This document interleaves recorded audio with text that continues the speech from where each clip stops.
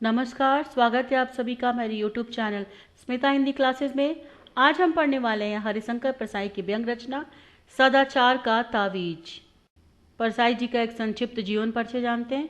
हिंदी साहित्य के मूर्धन्य सुप्रसिद्ध व्यंगकार हरिशंकर परसाई का जन्म 22 अगस्त 1922 मध्य प्रदेश होशंगाबाद जिले के जमानी नामक गांव में हुआ था और इनकी प्रारंभिक शिक्षा इनके गांव में और कॉलेज की शिक्षा नागपुर विश्वविद्यालय से और हिंदी में एमए की परीक्षा उत्तीर्ण करने के बाद ये कुछ दिन तक अध्यापन का कार्य करते रहे। इसके बाद बार बार स्थानांतरण से तंग आकर अध्यापन कार्य छोड़कर लेखन कार्य का निर्णय लिया। जबलपुर में रहकर इन्होंने वसुधा नामक पत्रिका निकाली, लेकिन आर्थिक कठिनाई के कारण उन्हें यह पत्रिका बंद करनी पड़ी और 1984 में साहित्य अकादमी ने इनकी पुस्तक विकलांग श्रद्धा का दौर के लिए इनको पुरस्कृत किया। मुंबई में उन्हें 20,000 रुपये के चकल्स पुरस्कार के लिए सम्मानित किया गया। मध्य प्रदेश के सांस्कृतिक विभाग ने इन्हें 21,000 का पुरस्कार प्रदान किया। परसाई जी ये पुरस्कार लेने नहीं गए तो मुख्यमंत्री ने स्वयं इनके घर पर जबलपुर जाकर इनको पुरस्कार प्रदान किया।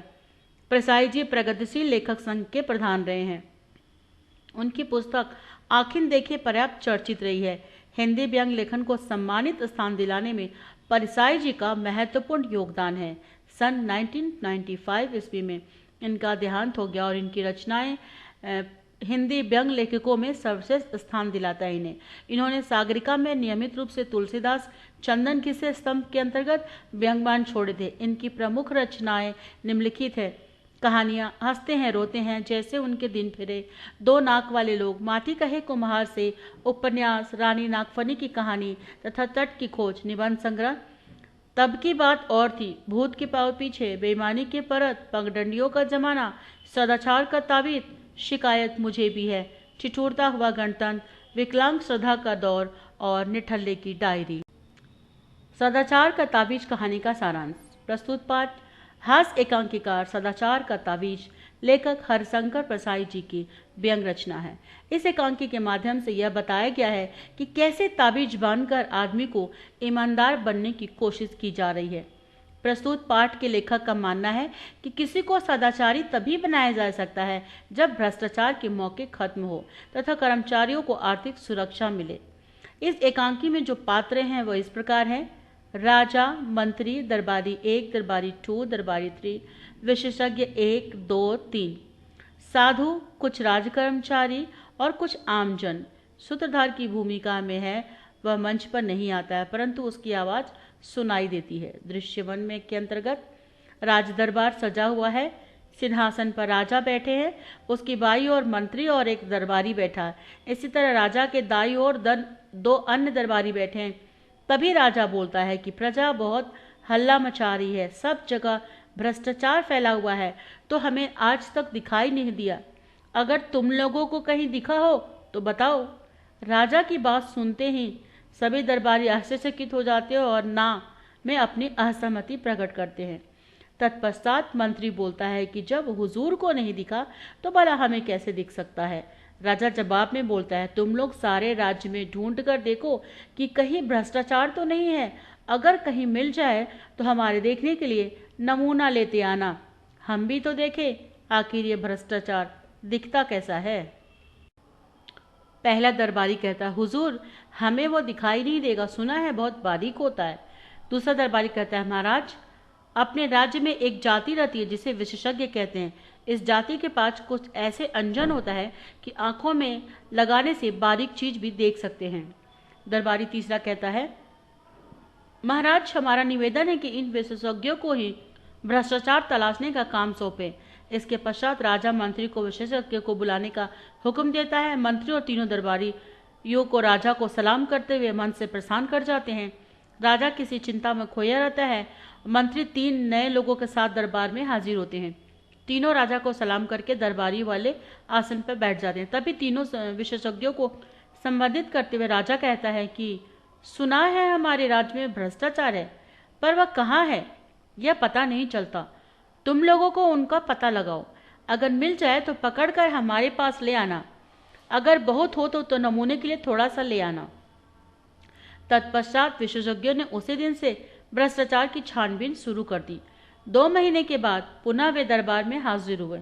विशेषज्ञों ने राजा को संबोधित करते हुए बोला, मैं तुम्हारी जांच पूरी हो गई है। क्या तुम भ्रष्टाचार तुम्हें मिला? लाओ मुझे दिखाओ, देखो तो ये भ्रष्टाचार कैसा होता है। तब पहला विशेषज्ञ कहता है, हुजूर वह हाथ में नहीं पकड़ में आता, वह स्थूल नहीं सूक्ष्म है, वो अगोचर है, वह सब जगह व्याप्त है, उसे देखा नहीं जा सकता, अनुभव किया जा सकता है। राजा को सोचते हैं, विशेषज्ञों तुम कहते हो कि वो सूक्ष्म है, अगोचर है, सर्वव्यापी है, ये गुण तो ईश्वर के हैं, तो क्या भ्रष्टाचार ईश्वर है? विशेषज्ञ, हाँ महाराज, अब भ्रष्टाचार ईश्वर हो गया है। पहला दरबारी, पर वह है कहाँ, कैसे अनुभव होता है? विशेषज्ञ तीसरा कह रहा है, वो सर्वत्र है, वह इस भवन में है, महाराजा के सिंहासन में है। सिंहासन का नाम सुनते ही राजा चौंक जाता है। राजा को बताया जाता है कि आपने पूरे शासन में भ्रष्टाचार है, वह मुख्यतः घूस के रूप में है। तभी राजा चिंतित होकर कहते हैं कि हम भ्रष्टाचार बिल्कुल मिटाना चाहते हैं। इसके बाद राजा विशेषज्ञों से भ्रष्टाचार मिटाने का उपाय पूछता है, फिर दरबार लगता है। राजा के सामने कागजों का एक पुलिंदा रखकर तीनों विशेषज्ञों प्रस्थान हो जाते हैं। राजा उन कागजों को उलट पुलट कर देखता है, फिर मंत्री, फिर तीनों दरबारी देखते हैं। जब राजा ने सबसे मत पूछा तो मंत्री ने बोला, महाराज यह योजना एक मुसीबत है, इसे ठीक करने में सारी व्यवस्था ही उलट पुलट हो जाएगी। हमें तो कोई ऐसी तरकीब चाहिए जिससे बिना कुछ उलट फेर किए भ्रष्टाचार मिट जाए। जवाब ने राजा को कहा कि मैं भी यही चाहता हूँ, पर वह कैसे हो? हमारे प्रपितामह को तो जादू आता था, हमें तो वो सब नहीं आता, तुम ही लोग कोई उपाय सोचो। मंत्री ने कहा, महाराज यह काम आप मुझ पर छोड़ दीजिए, जाकर आप चैन की नींद सो जाइए।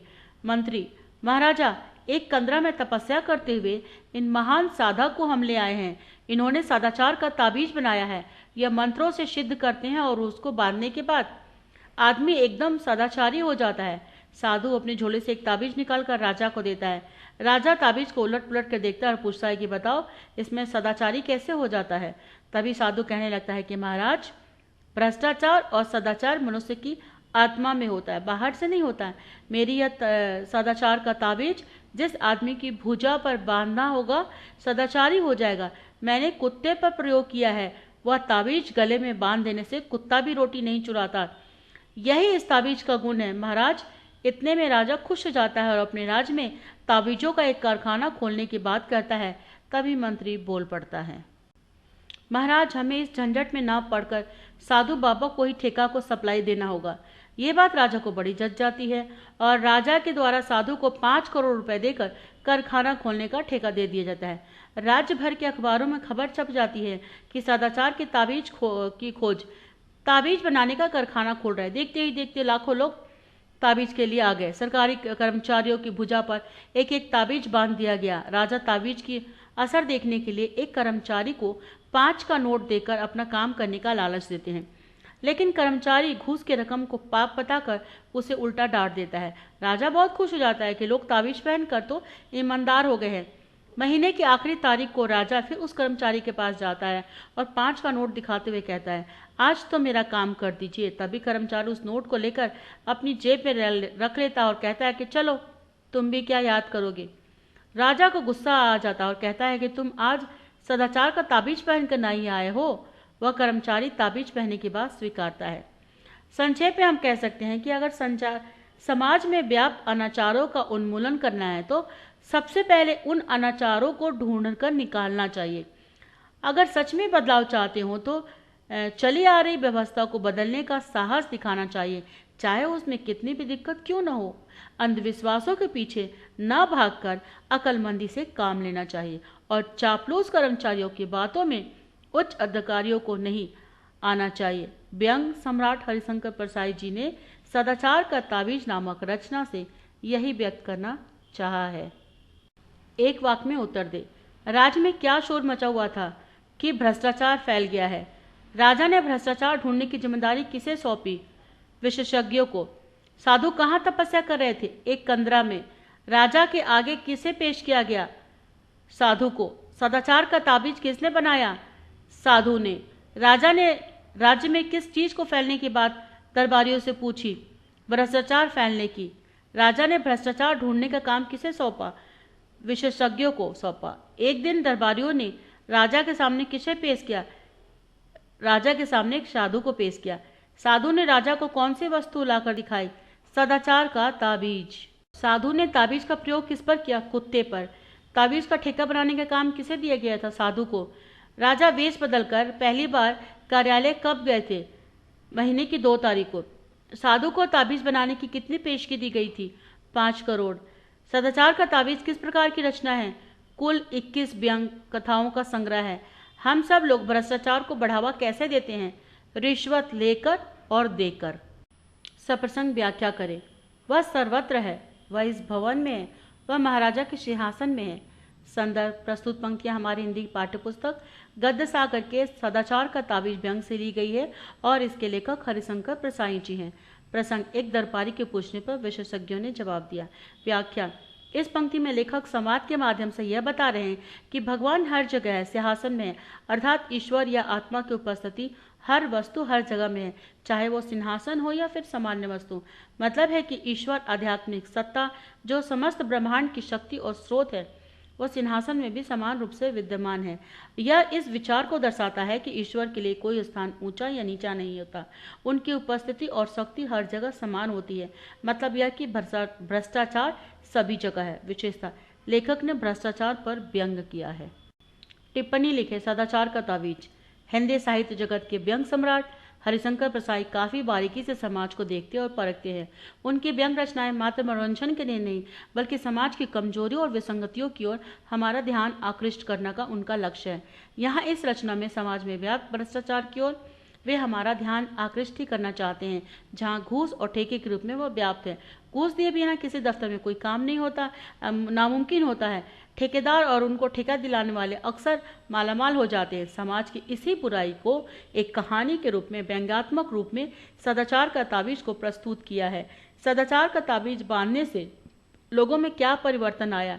ताबीज बांधने वाले साधु ने दावा किया था, ताबीज बांधने से लोगों के मन में सदाचार की भावना आएगी। उनका कहना था कि आत्मा की पुकार के अनुसार ही मनुष्य काम करता है। लेकिन ताबीज बांधने पर लोगों की आत्मा से मात्र सदाचार की ताबीज कहाँ सुनाई दी? और महीने के शुरुआती दिनों में भी सभी कर्मचारी सच में सदाचारी तो हो गए थे। ताबीज बांधने से उनमें काफ़ी परिवर्तन आया था, लेकिन मंथ के लास्ट में दिखा कि वो इसका कोई भी ताबीज का असर उन पर नहीं है। ये मात्र ढकोसला है, छूटा है। तो बच्चों, हरिशंकर प्रसाई की यह व्यंग सदाचार का ताबीज यहीं पर समाप्त होता है। उम्मीद करती हूँ कि आपको ये वीडियो मेरा पसंद आया होगा, और वीडियो पसंद आए तो भूलना नहीं सब्सक्राइब, लाइक, कमेंट, शेयर करने के लिए, और बेल आइकन दबा लें ताकि मेरी अगली वीडियो आपको सबसे पहले पता चले। और वीडियो देखने के लिए आपका बहुत बहुत धन्यवाद।